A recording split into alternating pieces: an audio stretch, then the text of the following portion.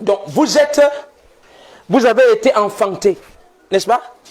Et quand vous êtes enfanté, Dieu vous a pris et il vous a placé dans son propre corps. Donc, ce que vous êtes se trouve dans le corps de Dieu. Amen. Dites Amen. Amen.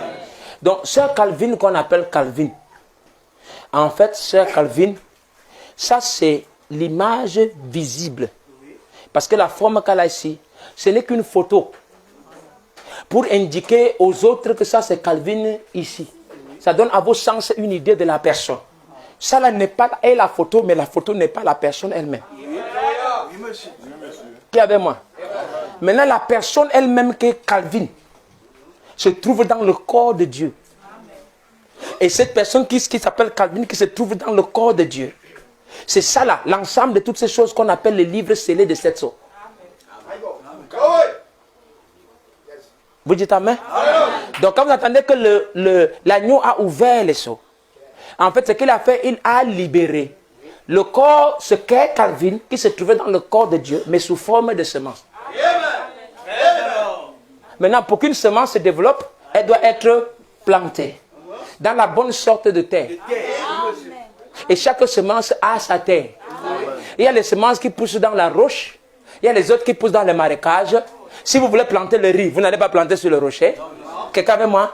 Maintenant, chaque semence a une seule terre dans laquelle elle pousse. Et la semence de Dieu qui est Calvin ne peut pousser que dans le corps-ci. Ça ne peut pousser que dans l'âme-ci. Maintenant, le corps là, la personne là se trouve en Dieu. Dans le corps de Dieu. Dites Amen. Amen. Et le corps de Dieu là, c'est ça qu'on appelle la parole. Amen. Parce que la parole est la première forme visible de l'esprit. Donc la parole est la première création de Dieu. Parce que Dieu était un esprit éternel.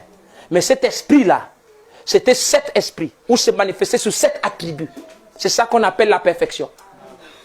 Et donc, cette perfection-là s'est manifestée dans un corps. Et c'est ce corps-là qui s'appelle la théophanie, qui s'appelle la parole, qui s'appelle l'onction. C'est ce que Frère me dit. Je ne vous enseigne pas, ce n'est pas ma part. Je vous prêche ce qu'il a dit. Vous me suivez? Et donc, en fait, et c'est ça là qu'on appelle Christ. C'est cette parole-là qu'on appelle Christ. L'onction-là, Christ.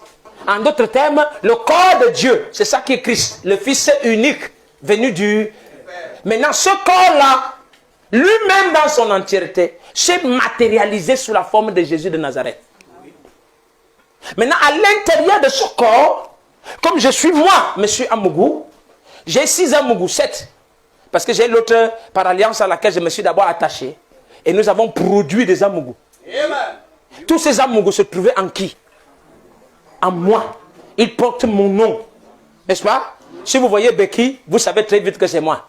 Ou Esther, Keren, Loïs, tout ça. Vous savez que non, ça, ce sont des fils. Je ne peux pas vous dire. Vous allez sortir, vous allez connaître mes enfants ici. Vite fait. Parce qu'ils portent mes attributs. Quelqu'un me suit? Maintenant, à l'intérieur, ça veut dire que, parce qu'une semence, vous pouvez avoir 10 000 semences, mais les 10 000 semences là, en réalité, ne se trouvent que dans une seule semence.